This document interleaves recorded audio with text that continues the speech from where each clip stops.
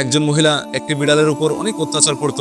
সে মহিলা বিড়ালটিকে বেঁধে রাখত, না খাইয়ে তিলে তিলে কষ্ট দিয়ে মেরে ফেলেছিল। আল্লাহ সে মহিলাকে জাহান্নামের আগুনে নিক্ষেপ করেছিলেন। এটা সেই সময়ের ঘটনা যখন নবী করিম সাল্লাল্লাহু আলাইহি ওয়াসাল্লাম শবে মেরাজে গিয়েছিলেন। আল্লাহ তাআলা তিনাকে জাহান্নাম ও জান্নাত দুটোই দেখিয়েছিলেন।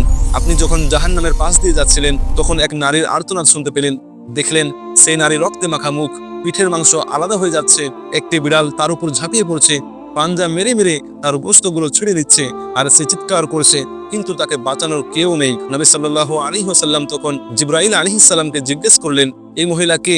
জিবরাইল আলাইহিস সালাম বললেন, ইয়া রাসূলুল্লাহ, এ সেই নারী যে দুনিয়াতে একটি বিড়ালকে বেঁধে রেখেছিল, না তাকে খাবার দিয়েছিল না পানি, এমনকি তাকে ছেড়েও দেয়নি যাতে সে নিজে পোকামাকড় খেয়ে বা শিকার করে বাঁচতে পারত।